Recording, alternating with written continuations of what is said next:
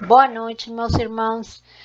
No dia de hoje, dando continuidade ao nosso estudo da mediunidade, lembrando que estamos no programa 1, módulo 1, Fundamentos ao Estudo da Mediunidade. O tema 7, dia de hoje, é Perispírito, Propriedades e Funções. Né? E para iniciar a aula, nós vamos assistir um vídeo.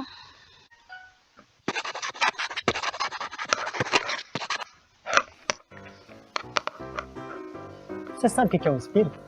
Não? Pois eu tenho algo aqui que vai revolucionar a sua vida. Um fruto. É, um fruto. Bom, esse foi o exemplo usado por Allan Kardec.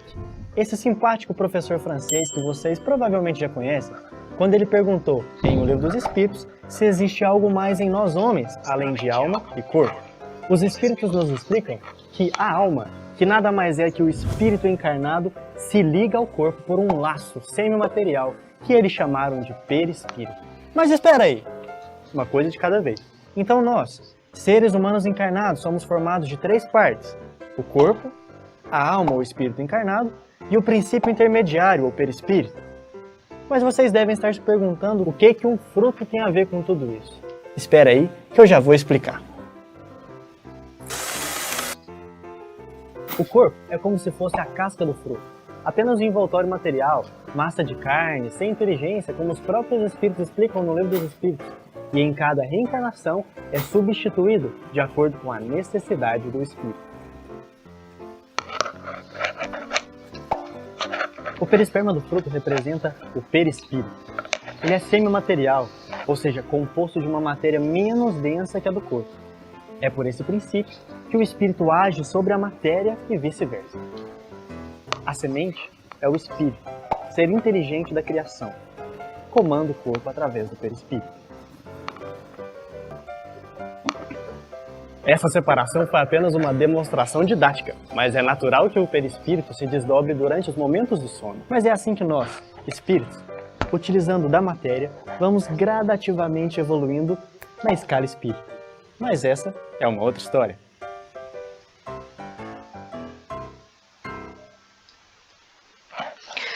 Bom, esse videozinho, né?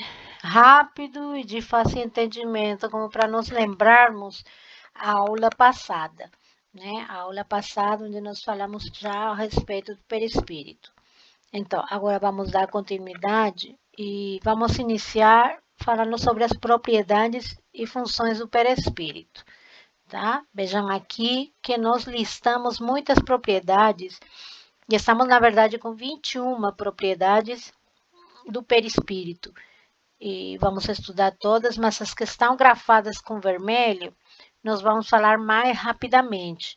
E as que estão em preto, nós vamos detalhar mais porque são consideradas mais importantes para o entendimento, tá? E não que as outras não sejam, só que são mais fácil entendimento, né? Pois as de preto precisam um pouco mais de explicação. Então, vamos a iniciar com a perenidade. Significa que o espírito é eterno, perene. Ele teve início, mas ele não vai ter fim. Ele é criado junto com o espírito e, na realidade, ele vai se individualizando pouco a pouco, mas ele não tem fim, é perene. Agora vamos ver temperatura. O espírito não tem temperatura? Sim, ele tem temperatura, tá? Vocês se lembram quando nós estudamos a William Crookes? Teve uma aula em que falamos sobre a ciência e a mediunidade, os estudos que foram realizados no campo da ciência para a verificação dos fenômenos mediúnicos. Estão lembrados? Então, ele fez os estudos com o espírito da Kat King. E esse espírito teve sua temperatura examinada. Ela foi pesada, foi tirada sua pressão, também foi examinada, né? Fez todo um estudo para a Kat King. E nada mais era do que o espírito dela, que se tornou material, né? E se fez presente naquele momento, né? A famosa materialização da Kat King. Então, O perispírito tem temperatura, sim. Tem odor, tem um cheiro característico, sim. Que pode ser bom ou pode ser desagradável também, né? Não tem, às vezes, pessoas que sentem um cheiro de flor, um cheiro de perfume, ou um cheiro fétido também. De onde vocês acham que vem esses cheiros, né? Exatamente das emanações fluídicas do perispírito para que ele, aquele espírito comunicante, né, se faça presente no ambiente, então tem odor, tá? Agora temos a capacidade refletora. O perispírito, ele reflete a luz. Essa capacidade refletora, na verdade, não é que ele só reflete a luz, como nós vamos ver depois na luminosidade, mas a capacidade refletora é de refletir nele os nossos pensamentos. O nosso perispírito é como se ele fosse um cristal, um espelho onde os nossos pensamentos se refletem no nosso perispírito, de modo que quando os espíritos olharem para nós, ao olharem, examinarem o nosso perispírito, eles conseguem identificar o que nós pensamos, sem que nós verbalizemos, porque os nossos pensamentos, o nosso interior, se reflete no corpo perispiritual. Então, ele tem essa capacidade refletora, como se fosse um cristal. Às vezes, num cristal nós não conseguimos ver um reflexo. É mais ou menos isso, tá? Mutabilidade. Ele tem a capacidade de se modificar. Essa mutabilidade, ela é no sentido de que, com o decorrer da depuração do espírito, ou do perispírito, se modifica, né? Quer dizer, a depuração do espírito, o perispírito se modifica também. Ambos modificam, né? O espírito se depura e o perispírito igualmente. O perispírito é formado pelas partes fluídicas de um determinado globo. Se lembram a aula anterior que falamos sobre o perispírito de Jesus? Então, ele era dos mais elevados, né? Era purificado, né? Então, isso todo é um processo, então, evolutivo, né? À medida que nós vamos evoluindo, nosso perispírito se modifica. Logo, ele já é imutável, né? Ele é mutável. Densidade e ponderabilidade. O perispírito, ele tem densidade. Mais perfeitos os espíritos são, mais densos, né? O perispírito, quanto mais perfeitos, menos ponderável, menos peso tem o perispírito. Quanto mais imperfeito, mais ponderável, mais peso tem. A densibilidade é como se fosse a capacidade de se tornar matéria, mais grosseiro. Por exemplo, uma coisa que é grosseira é densa. Ela é como uma coisa que fosse difícil de ultrapassar, que ela fosse visualmente mais grossa, materialmente falando, ok? Uma coisa que não é densa, que na realidade é como se fosse algo fluido, como se fosse imperceptível, transparente, né? Então, quanto mais denso, mais compacto é o perispírito. E quanto mais denso, menos compacto ele é. É ponderável mais ou menos, né? Mais ou menos peso. Unicidade. O perispírito, ele é único. O perispírito que eu tenho, ele vai me acompanhar sempre, sim. Ele vai se depurando, mas será sempre meu. Esse meu perispírito não passa para outra pessoa e nem eu pego o perispírito de outra pessoa. Então, ele é único, ok? Agora nós vamos estudar a continuação: visibilidade, plasticidade, expansibilidade, luminosidade, tangibilidade, penetrabilidade, sensibilidade magnética, sensibilidade global, bicorporiedade, emancipação, transporte, materialização, absorção e transfiguração. Né? Essas são só as propriedades, tá? Ainda faltam as funções. Até aqui vocês já perceberam que o perispírito é um tema longo, é um tema importante e é um tema que vocês precisam estudar além do que a gente está vendo aqui agora, tá? Não se limitem ao que eu passo aqui, façam suas pesquisas, estudem, porque quanto mais informação vocês tenham, melhor vão exercer a mediunidade. Então, vamos ver agora a plasticidade é expansividade. Pela sua natureza, é flexível e expansível. Adapta-se à vontade do espírito, tomando a aparência que deseje. Lembram que já vimos isto na aula passada? Capacidade plástica, como se fosse uma massinha de modelar.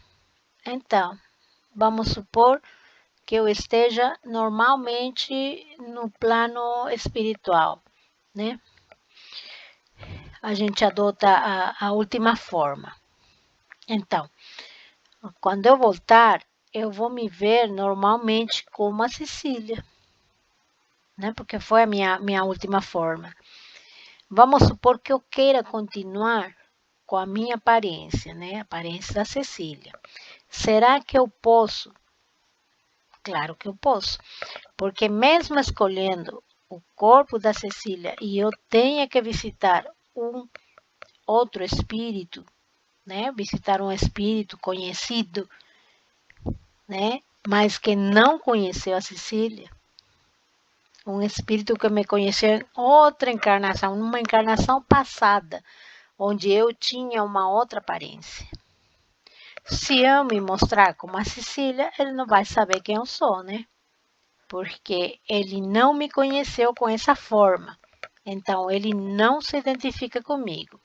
Então, o que eu faço quando vou visitar aquele espírito e ele não sabe dessa condição e ele pode ser um espírito imperfeito até, né? Um espírito ainda sofredor que eu preciso, eu quero ajudar.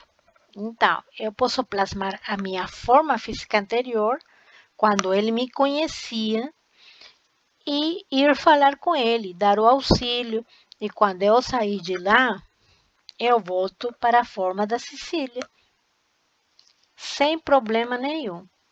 Tudo pela força do pensamento e da vontade, ok? É tranquilo para fazer isso, ok? Então, essa é a plasticidade.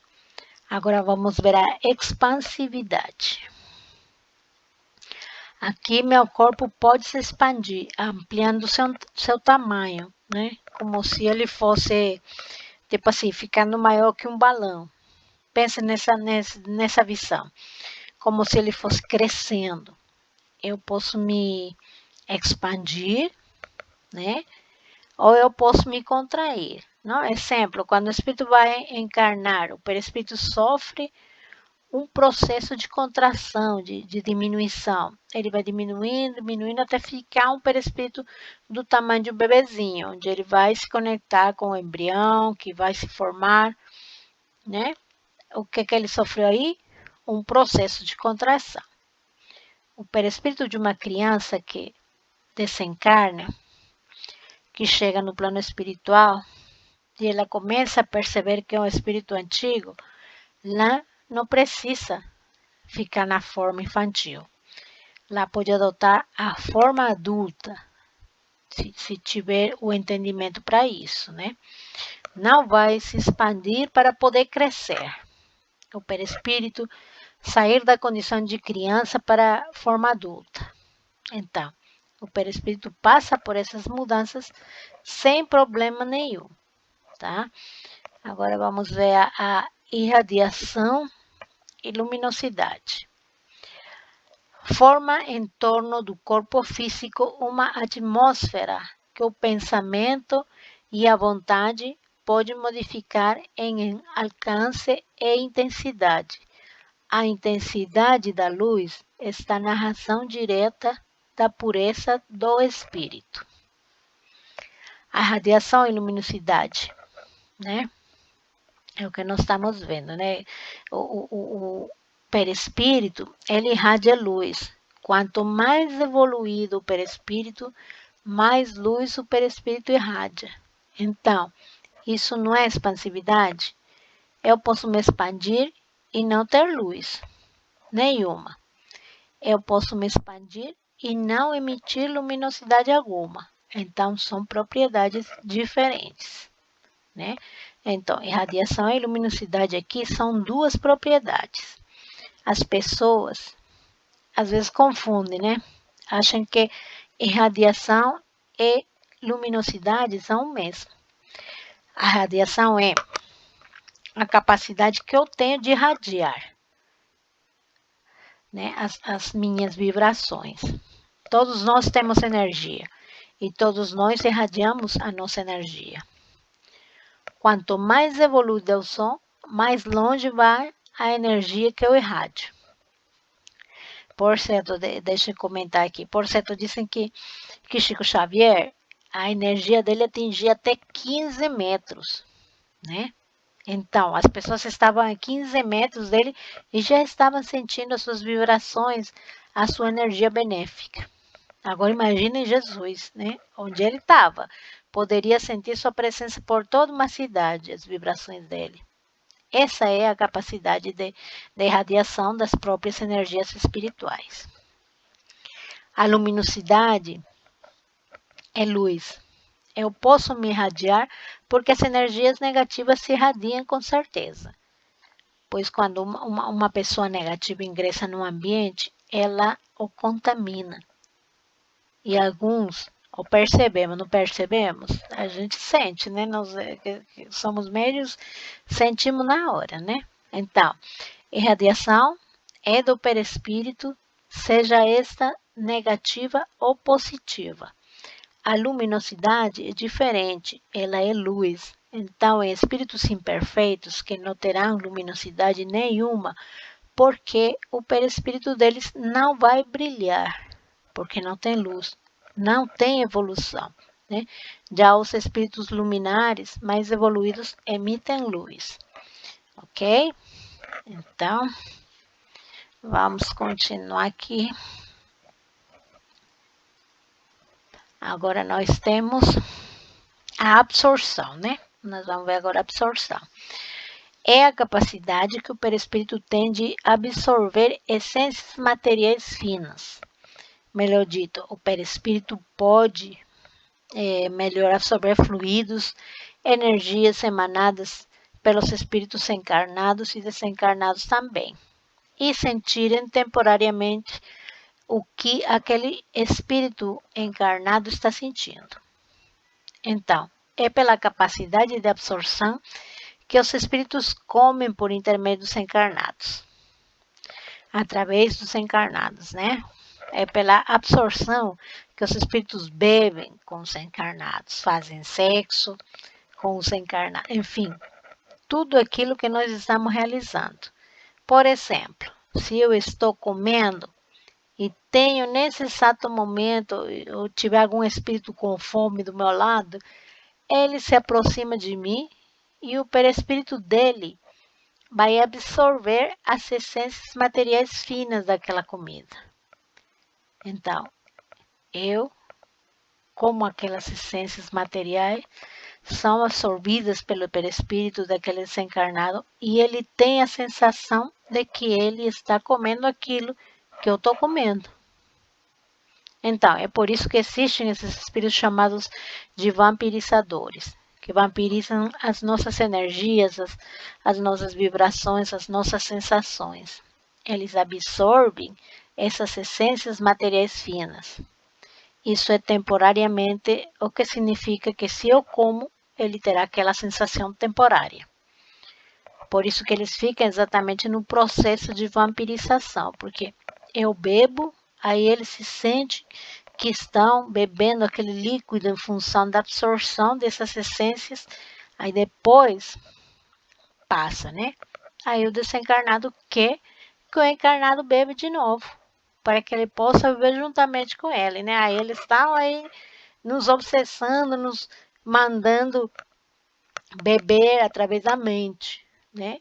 Mandando comandos através da mente para a gente beber e eles sentirem as sensações, né?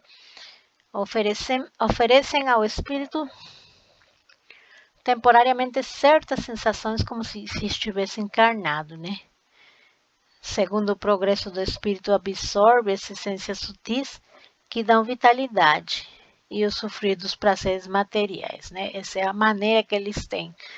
Então, eles podem sugar os nossos fluidos vitais, eles podem sugar esses prazeres materiais, dependendo daquilo que eles estiverem necessitando, né? Ou estiverem vinculados, né? Essa capacidade de absorção, por isso que existe o processo de vampirização, né? Agora, o que eu quero dizer com isso? Que isto pode acontecer sim. E como é que nós vamos evitar essa situação? Com as nossas mudanças, de mudanças de pensamento, né? Aí eles só conseguem absorver porque há sintonia também, né? Uma vez que a gente tivesse modificado, essa sintonia se rompe, né? Porque se eu não estiver bebendo, por mais que ele quer que beba, para ele absorver minhas energias, mas não vai conseguir me obrigar a isso. Mas se eu estiver bebendo e ele quiser beber, ele se aproxima e o perispírito dele vai naturalmente realizar essa ação. Então, nós temos que pensar nessas modificações, tá? Visibilidade. É a capacidade que o perispírito tem de se tornar visível para uma determinada pessoa. Então, é como se o perispírito dele sofresse uma espécie de condensação. Bom, não é bem essa palavra, mas é a mais próxima que nós temos para se compreender, tá? Então, ele sofre uma espécie de condensação. E aí, nesse caso, o perispírito que é normalmente visível consegue se tornar perceptível à visão humana. E é aqui, né? Aqui que existe que aqui existe, né? E nós vamos comentar um segundo tipo de visibilidade, tá? Nós falamos nesse primeiro momento da visibilidade externa, onde por essa espécie de condensação o perispírito se torna visível à visão humana. Então a gente consegue visualizar o espírito que ele se condensa, tá? Porque ele sofre uma espécie de condensação, mas existe uma visibilidade que os espíritos superiores, eles conseguem permostrar a intimidade perispiritual de desencarnados de menor grau evolutivo. O que é isso? Ele se aproxima do espírito mais imperfeito, eles conseguem se concentrar na mente, na problemática daquele espírito e assim eles conseguem ler, visualizar a vida, a história, os problemas, os sofrimentos, as tragédias daquele espírito. Isso acontece. E tem lá também no livro Nosso Lar, ou na continuação da série No Mundo Espiritual, onde tem um espírito que está lá nas colônias. Ele está dormindo em estado de perturbação, tipo tendo pesadelos, mas ele está acordado. E aí o André Luiz, sob a orientação do mentor, pede para ele se concentrar naquele espírito. Ele se concentra e ele, ao se concentrar, consegue visualizar a história daquele espírito que está lá adormecido, em sofrimento, né? Em sofrimento de pesadelos. Ele consegue ver o que ele fez porque ele estava naquela condição, porque quais eram os pesadelos dele, enfim. Ele conseguia ver a mente, a história daquele espírito. E isso também é visibilidade. E é possível graças a essa propriedade do perispírito. Tá? Agora nós vamos continuar com tangibilidade. Assim como o espírito pode se tornar visível aos humanos, ele pode se tornar tangível. Posso pegar, posso perceber algo sólido, como foi o caso, tomando novamente o caso da Cat King, lá com Willa Cruz. Nós vimos nas primeiras aulas. Né? E acabamos de nombrar também, de nos lembrar da Cat King. Né? Aí ela se tornou visível, tangível. Veja, o perispírito pode chegar a adquirir as propriedades de um corpo sólido e tangível, que é o que nós chamamos de materialização de espíritos. Nós vamos ver aqui um videozinho, né, que fala sobre a materialização, né, dos espíritos. Várias materializações que foram feitas, inclusive tem até a presença do Chico Xavier, que também era um médium de efeitos físicos. Né?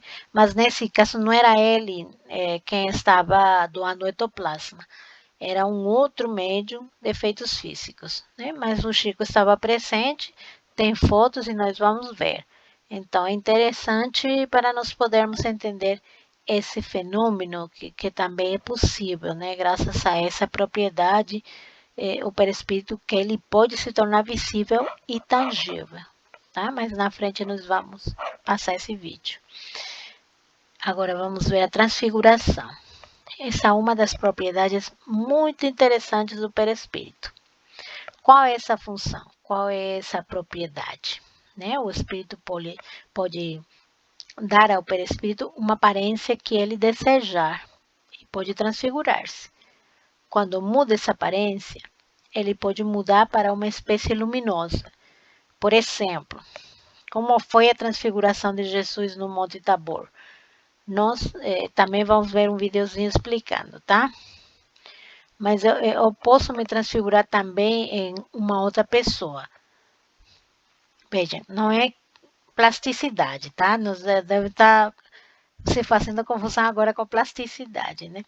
Porque não é a mesma coisa eu adotar a imagem que eu quiser no plano espiritual, mas veja, naquele momento, vamos explicar, eu estou ali adotando uma outra reencarnação, uma outra aparência minha. O que é diferente de, por exemplo, de eu ficar ou de eu me transfigurar numa imagem de, por exemplo, um outro espírito. Vamos supor, tem o Divaldo Franco aqui do meu lado, né? Ou a imagem do Divaldo Franco. Eu, a Cecília, me transfiguro. Me transformo visualmente em Divaldo Franco. Então, vocês vão olhar para a Cecília e não vão ver a Cecília, vão ver o Divaldo Franco. É isso uma transfiguração. E quando você dá o seu perispírito uma outra aparência, diferente da sua, pela força do seu pensamento, da sua vontade, e como que isso acontece, né? Como é que isso acontece? Mas a Cecília não está aí como é, que ela muda. Né? Vejam bem, a transfiguração ela pode acontecer com o espírito encarnado e desencarnado. E como encarnado também, vou explicar. A Cecília sou eu. O que eu faço? Eu consigo primeiro expandir o meu perispírito. Então, o meu perispírito se expande e fica maior que o meu corpo. Aí, pela força do meu pensamento, eu modelo a esse perispírito que está expandido com a imagem, né? Seguindo o exemplo do Divaldo Franco. Então, quem estiver olhando vai ver o que está fora, o Divaldo Franco, e não a Cecília, que é o que está dentro. Então, o que acontece é que temporariamente me transfiguro para Divaldo Franco e depois eu posso, pela força do meu pensamento e da vontade também, de terminar com a transfiguração, contrair o meu perispírito e aí vocês vão ver a Cecília de novo, né? Quem sempre esteve aqui. Apenas expandi o meu perispírito e mudei pela força plástica, pelo poder. Então, isso chama-se transfiguração. É isso que acontece com as pessoas encarnadas e com desencarnados. Isso é muito raro. Essa capacidade ela é rara, mas ela é possível. E a transfiguração ela aconteceu com Jesus. Ele se transfigurou não numa outra pessoa, mas ele ficou completamente luminoso. Então, veja, através de uma mudança no aspecto geral da fisionomia ou de uma aparência luminosa, isso pode acontecer com o perispírito tanto de uma pessoa desencarnada como de uma encarnada. Não isolada do corpo, mas se irradiando ao redor do corpo de maneira a envolvê-lo como um vapor, podendo mudar de aspecto se esta for a vontade do seu espírito. Tá? Agora nós temos o primeiro vídeo, né? Onde nós vamos ver, são 2 na sequência, ok? Prestem atenção.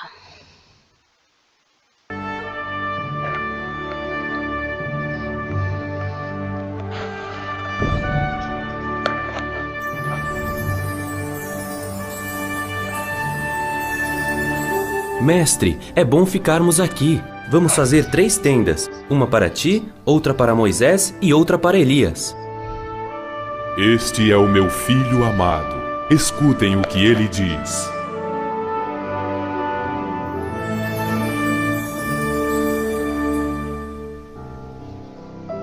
Levantem-se e vamos descer.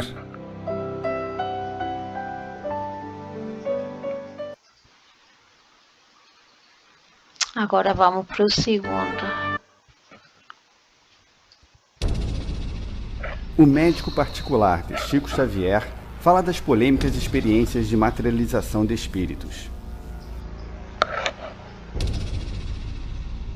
Foi de umas materializações que nós médicos havíamos feito para estudos de uma médium que morava perto de Belo Horizonte, ela veio de Uberaba, e a única pessoa fora dos médicos era o Chico Xavier.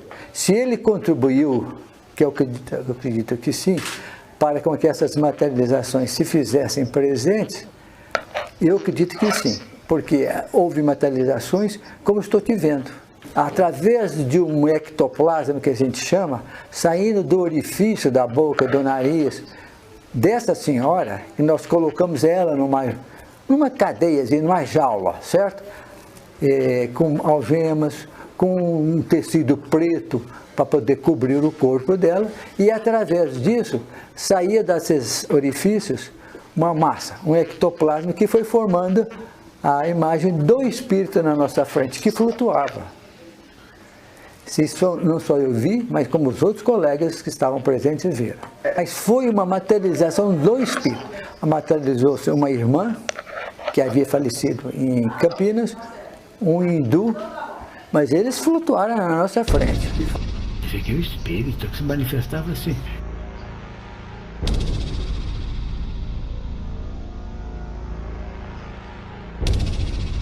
A irmã, essa madre que realmente estava presente, ela comunicou conosco. Mas o hindu não. Aqui a irmã, o Chico, esse era o nosso colega Valdo Vieira, também médico. Ela sempre referenciando ao caso do Chico. Os espíritos foram embora. Depois que a média acordou, nós fizemos os testes médicos e vimos a ela anteriormente a pressão da paciente, não era da paciente, da médium. Depois que ela terminou também. E pesamos ela antes e depois, para ver se havia alguma interferência nesse tipo de mediunidade por materialização. Só sei que os espíritos que vinham, era uma coisa muito interessante, reverenciavam-se ao Chico Xavier. Para eles era um encontro muito importante para esses espíritos que se manifestaram. O caso descrito pelo médico Eurípides Tarran ocorreu em 1964. Para o Centro Latino-Americano de Parapsicologia, a sessão teria sido uma farsa e Chico Xavier, possivelmente enganado. Tempos depois, a médium que promoveu a materialização, Otília Diogo, foi surpreendida em fraude, com as vestes da freira em uma maleta. Idealizador do Museu Casa de Chico Xavier, em Pedro Leopoldo, Geraldo Lemos defende que o fato não descarta a autenticidade daquela experiência. Ele lembra que muitos médiuns, por algum motivo, perdem a mediunidade e depois recorrem a truques para se manterem em evidência.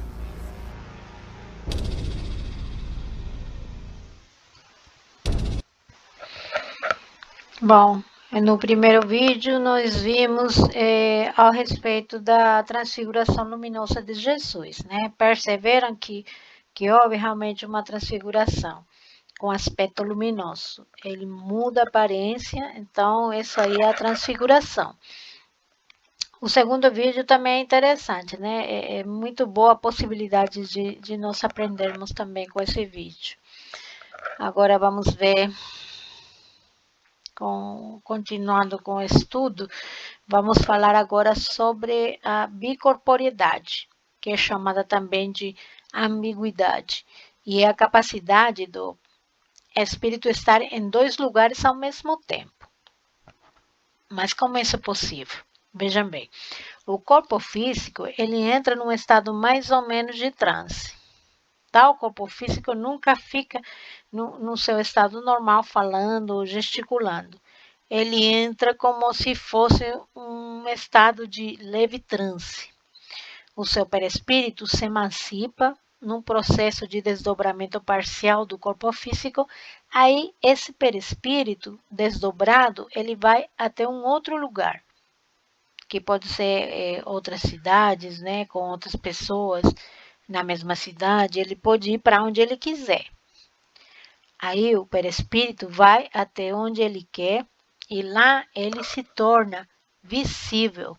Pode falar com as pessoas, né, como ele pode se tornar visível e tangível. E lá, no outro lugar onde ele se mostra visível e tangível, ele pode fazer o que ele tiver que fazer, realizar o que precisa. O corpo físico dele continua naquele estado mais ou menos de transe e depois o perispírito dele volta para o lugar de origem, normalmente, tá? Exemplos de pessoas que tiveram bicorporeidade ou ambiguidade. Eurípides Bassanufo, né? Pesquisem aí, como vocês vão poder ver como várias vezes ele entrava no processo da bicorporeidade, fazia o que ele tinha que fazer nos lugares e depois voltava.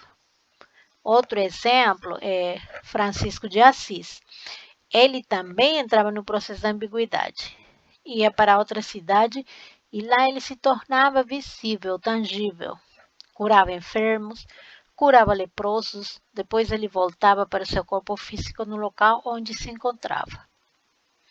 Como isso é possível? Pela capacidade que o perispírito tem de se isolar parcialmente do corpo, né? E se tornar visível e tangível, também, como já vimos, essa propriedade, tá? Então, seu perispírito, ao adquirir momentaneamente a tangibilidade, aparece em outro local, tornando-se presente fisicamente em dois lugares ao mesmo tempo e se mostrando com todas as aparências da realidade.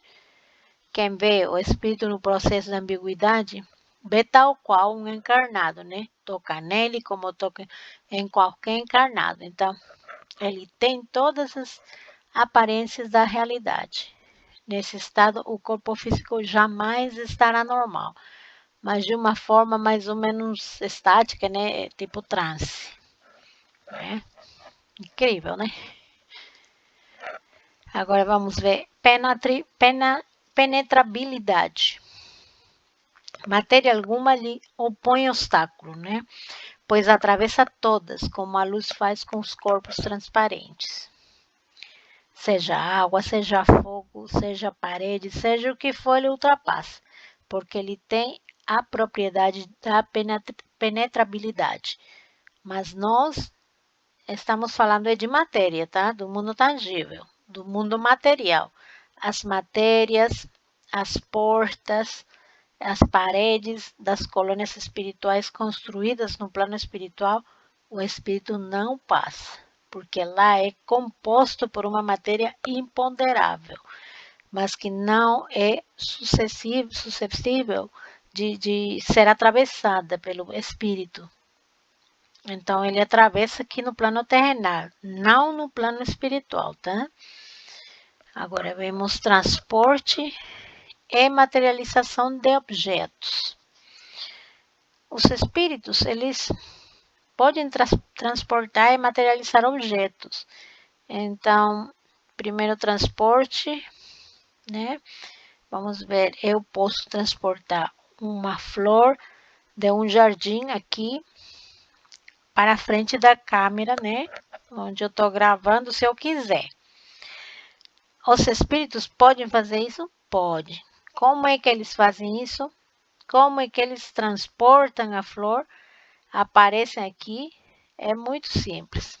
Ele pega aquela flor lá do jardim, aí esconde aquela flor dentro dos seus fluidos espirituais e como se essa flor ficasse assim escondidinha, né? Aqui escondidinha dentro, né? Os fluidos espirituais cobrem aquela flor, né? E logo ele traz junto com ele a flor, só que ela não está sendo visualizada. A gente não vê a flor porque ela está escondida nos fluidos invisíveis dele, do perispírito dele. Aí ele chega aqui, na frente da câmera, ele tira os fluidos de dentro da flor e ela vai se tornar visível.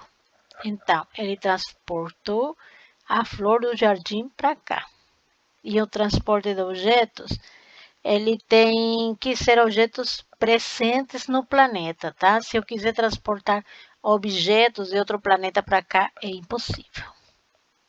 Agora, o que é a materialização de objetos? A materialização é diferente. O espírito, com a força do pensamento e da vontade, ele molda o fluido cósmico universal e faz com que a flor surja. Então, a flor não vem de um jardim material. A flor, ela foi materializada. Ela foi construída com o fluido cósmico universal que o perispírito atuou. Vocês percebem que aí é mais difícil, né? Precisa-se ter mais evolução para se poder fazer isso. Então, ele modela e surge a flor. Quer dizer, ele materializou a flor e quando ele quiser, desfaz a flor, né? Dissipa o fluido que foi concentrado para fazer essa flor. Isso é materialização de objetos. Como seu fluido pessoal é dilatável, combina uma parte desse fluido com o fluido animalizado do médium e é nesta combinação que oculta e transporta o objeto que escolheu para transportar. Lembrando que transporte e materialização de objetos é algo que precisa de médiuns de efeitos físicos, tá? É o que chamamos de mediunidade de efeitos físicos. Eles precisam de ectoplasma do médium para unir com os seus fluidos espirituais. Eles fazem o que nós chamamos de ectoplasma. elaborado. E não é só o ectoplasma do médium, tá? É os fluidos do perispírito comunicante. Eles pegam ainda os fluidos da natureza, os fluidos dos outros espíritos desencarnados. Esses 4 fluidos são misturados e formam o ectoplasma elaborado. E é com esse ectoplasma elaborado que eles envolvem o objeto que está sendo transformado. E é com esse ectoplasma que eles materializam o objeto, tá? Agora nós vamos falar de emancipação. Nós já falamos emancipação quando nós falamos da ambiguidade. E é a capacidade de se isolar do corpo físico. Eu posso me emancipar acordada. Quando os médiuns fazem muito isso em processo de transe mediúnico, quando eles vão realizar resgates em determinadas regiões. O médium está acordado, entra em processo de transe, o seu perispírito emancipa, ele vai falando tudo que ele está vendo, por onde que está passando, onde que ele está indo, faz o resgate lá, traz o espírito ali e para a reunião mediúnica, e depois quando ele chega com o espírito, é que ele entra em processo de intercâmbio propriamente dito de psicofonia. O espírito vai se comunicar por intermédio dele, né? O que comumente chamamos de incorporação, mas já sabemos que não se diz incorporação, se diz psicofonia, tá? O que ele está fazendo então? Antes estava no processo de emancipação, então a emancipação acontece em estado de vigília e acontece também quando nós dormimos. Todo mundo passa por emancipação durante o sono. Lembre, ou não lembre, nós estamos nos emancipando, porque o nosso espírito precisa emancipar-se para absorver as energias do mundo espiritual durante esse processo de emancipação para nutrir a sua alma, seu perispírito com energias, fluidos salutares. Então, todos nós passamos por esse processo de emancipação durante o sono. Então, lembrando, a emancipação é isso. É esse desdobramento parcial, por isso que diz que acontece através do sono e do desdobramento mediúnico, ok? Agora nós vamos no seguinte, que seria a sensibilidade global. O perispírito, diferentemente do corpo físico, ele tem as percepções pelo corpo espiritual inteiro. Nós encarnados não vemos só pelos olhos físicos. Se eu fechar meus olhos e não enxergo certo, o perispírito não, né? Não enxergo. O perispírito, ele enxerga com o corpo todo, porque ele tem a sensibilidade global. Ele cheira, ele percebe o cheiro, não só pelo nariz, é pelo corpo todo. Então, é o que diz aqui, a percepção do meio que envolve o espírito sem o corpo físico. Acontece como um registro global do perispírito, realizado com todo o seu ser. Assim, vê, ouve e sente com o corpo espiritual inteiro, independentemente de posição de direção. Eu, espírito desencarnado, posso estar olhando para frente. Se passar alguém por trás, eu consigo visualizar, mesmo que esteja virado, porque eu vejo com o perispírito inteiro, né? O corpo espiritual inteiro está percebendo, está olhando, está sentindo. É o corpo espiritual inteiro, né? Não é como a gente encarnado que só vê com os olhos mesmo. Né? No mundo material, muitas vezes não estamos olhando para algum lugar e a gente percebe uma sombra, alguma coisa que passa em movimento. Como é que nós conseguimos perceber isso se nós estamos olhando para frente? É a percepção do nosso perispírito, né? A resposta aí, quando a gente de repente está olhando assim e sente alguma coisa, vê alguma coisa por trás, é o perispírito, né? É a percepção dele, né? Como o nosso perispírito, ele tem a sensibilidade global, é essa sensibilidade que surge em algum momento, de alguma forma faz que a gente consiga perceber aquilo que está acontecendo fora dos nossos sentidos diretos, né? Tá? Inclusive tem pessoas encarnadas que elas conseguem, por exemplo, ler, ver com a ponta dos dedos, com o cotovelo, com o lóbulo da orelha. Tem um nome específico para essa faculdade, eu não estou lembrada não, nesse momento, mas o que acontece, como é que essas pessoas conseguem fazer isso? Por exemplo, as pessoas estão de olhos fechados, elas põem o dedo e elas vão lendo, porque elas se enxergam com a ponta do dedo também.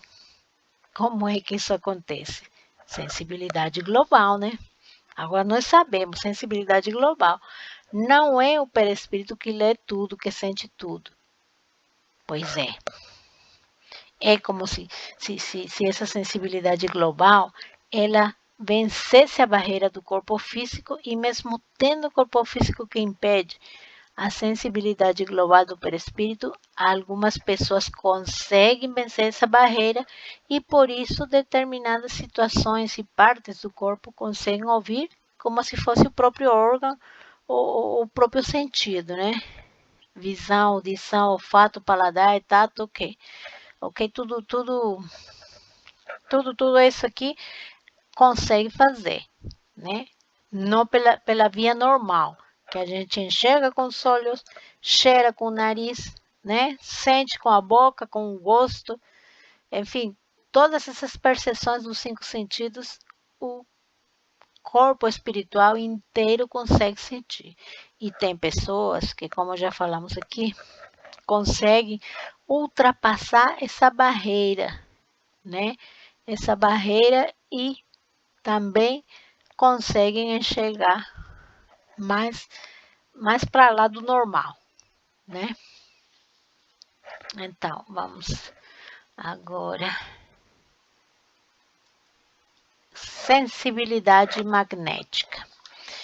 É a capacidade que os perispíritos têm de transmitirem energia magnética, né? Fluidos. O nosso perispírito, ele transmite energias e fluidos e ele absorve também energias e fluidos. Então, é a sensibilidade magnética, né? É sensível à ação magnética. Por isso existe o passe. No passe, nós estamos transmitindo energia, porque o perispírito permite que a energia seja transferida e permite também que seja absorvida, né? Entenderam, né? É exatamente como diz aqui, o espírito acumulando energia e estimulando a sensibilidade do médium, conjuga suas forças com a deste, psíquicas e vitais, para a transmissão dos recursos de cura. Então, isso é possível graças à sensibilidade magnética do perispírito, tá? Agora nós temos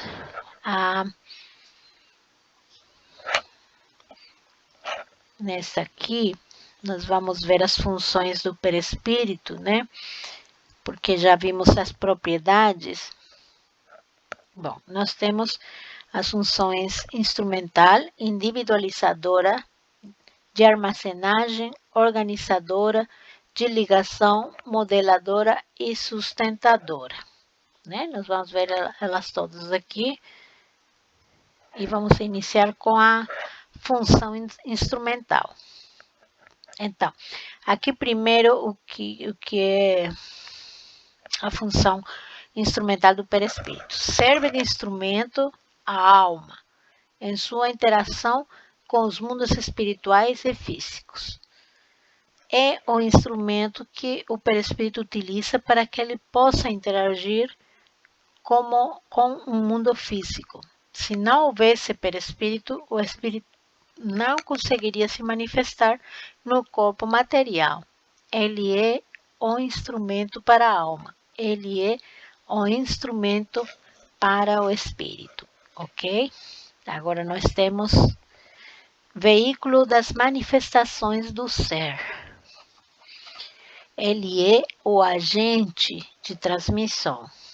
O espírito transmite ao corpo e o corpo executa. Ele é o veículo de manifestação do ser e através dele, através do perispírito, que o espírito consegue orientar e executar o que ele quer no corpo físico. Então, ele transmite para o corpo físico os pensamentos, as emoções, as energias. Aí ele vai intermediar o que sai do espírito para o corpo físico. E do corpo físico vai para o espírito graças ao perispírito, né? Ele é o veículo da mediunidade. Ele é o princípio de todas as manifestações. Ele é um instrumento pelo qual as faculdades mediúnicas ocorrem. Nós já vimos aí nas propriedades, quanto à mediunidade, quantos fenômenos mediúnicos nós identificamos graças às inúmeras propriedades do perispírito. Então, ele é instrumento, ele é o veículo da mediunidade. Ele é o veículo do pensamento. Ele é responsável pela irradiação do pensamento. Então, ele é um instrumento pelo qual o pensamento que está no espírito, né? Quem pensa não é o corpo físico. Quem pensa é o espírito, né? Então, é um instrumento pelo qual o espírito consegue manifestar o seu pensamento. Então, ele é responsável pela irradiação do pensamento, tem essa função instrumental. Agora,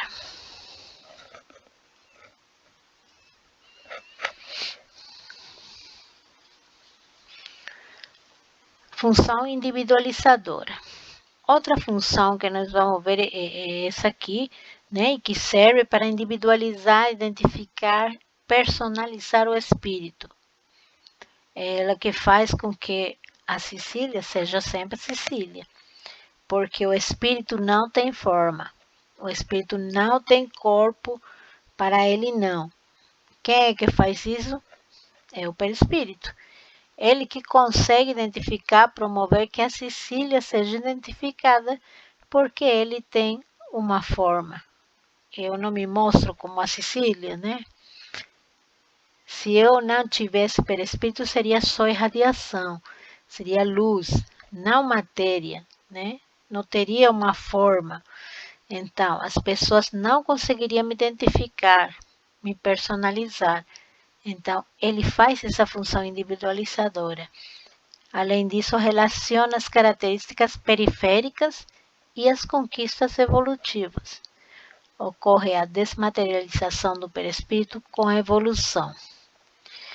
Veja, relacionadas às características periféricas e as conquistas evolutivas, e o que é isso, né?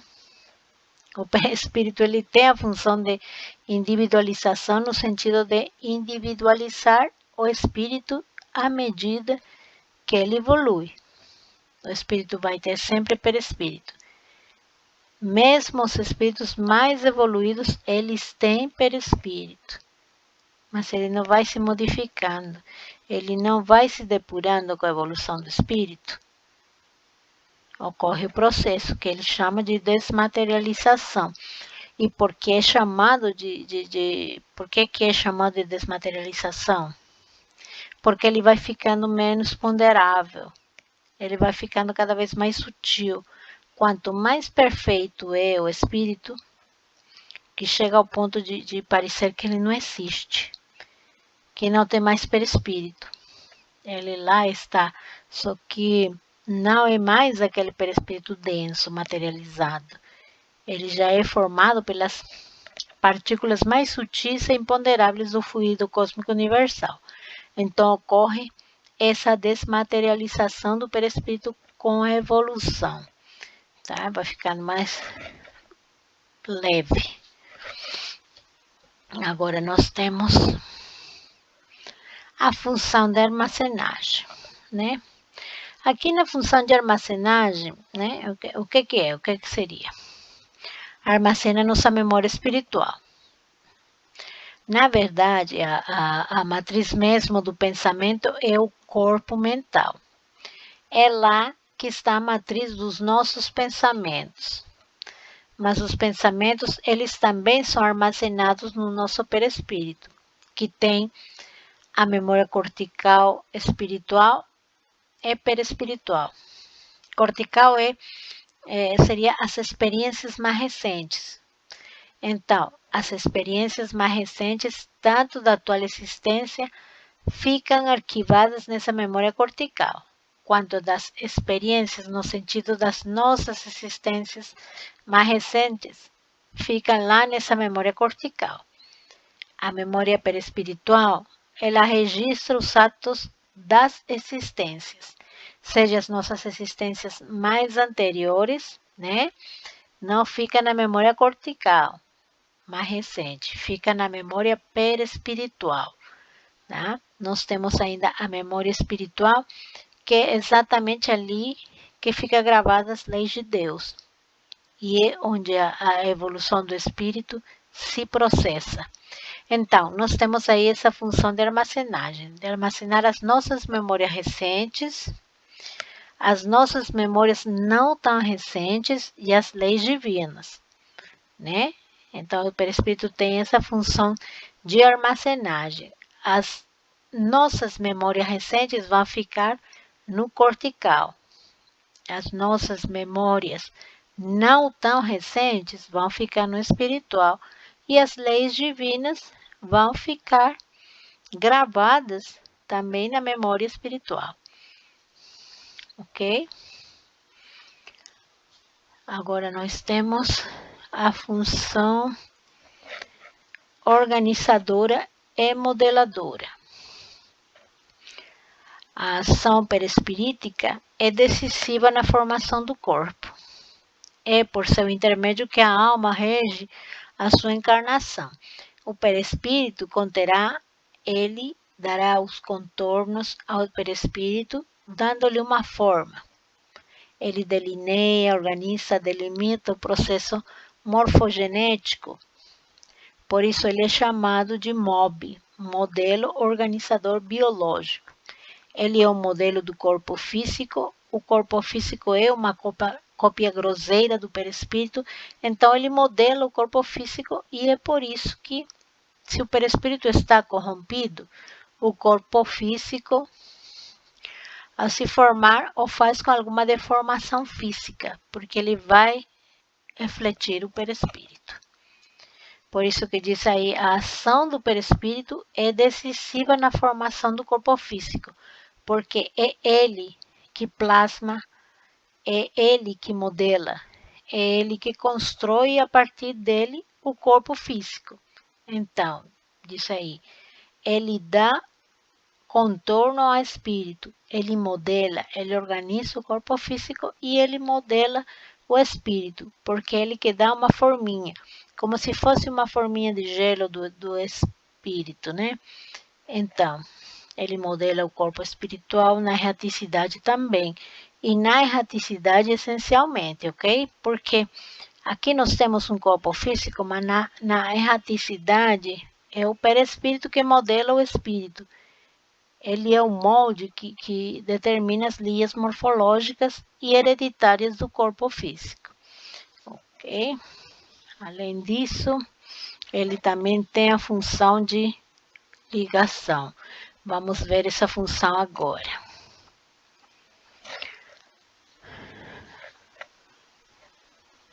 Como o espírito vibra numa frequência diferente do corpo físico, são frequências que não se comunicam, eles precisam do perispírito, que é o elo de ligação entre os dois, porque o perispírito ele vibra um pouco.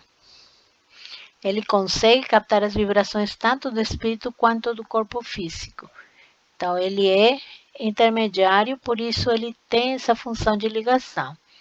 O perispírito se encontra numa frequência muito alta, enquanto a matéria numa frequência muito baixa. O perispírito, elo de ligação, tem zonas que vibram nas duas faixas de frequência e viabiliza a conexão entre eles, né? Os elos que prendem o espírito ao corpo encontram-se nos campos mental e vital. Então, os elos, na verdade, que favorecem essa ligação entre os corpos, né? Estão todos interligados. Nós já vimos nos vídeos da aula passada que os corpos estão interligados, mas os elos estão essencialmente no corpo mental e no corpo e no duplo etérico, que é o vital, tá? Então, agora vamos ter a função sustentadora. Sustenta o veículo físico desde sua formação até o completo nascimento, conservando-o depois na vida adulta durante o tempo necessário. Surge também no complexo processo de renovação celular e na sustentação do sistema imunológico. Então, ele sustenta o veículo físico, ele facilita, ele permite que haja exatamente essa união do corpo físico. O corpo físico, com base nessa função sustentadora, consegue crescer e se conservar durante a vida adulta, pelo tempo necessário. Então, ele tem essa função sustentadora no corpo físico e ele facilita, trabalha no processo de renovação celular do nosso corpo físico e sustenta o sistema imunológico. Quer dizer, ele ajuda na manutenção da nossa saúde. É interessante, não é? Sensacional. Então, aqui estamos com esse item aqui, e nós estamos finalizando a aula de hoje. Obrigada pela atenção e vamos passar a qualquer participação de vocês.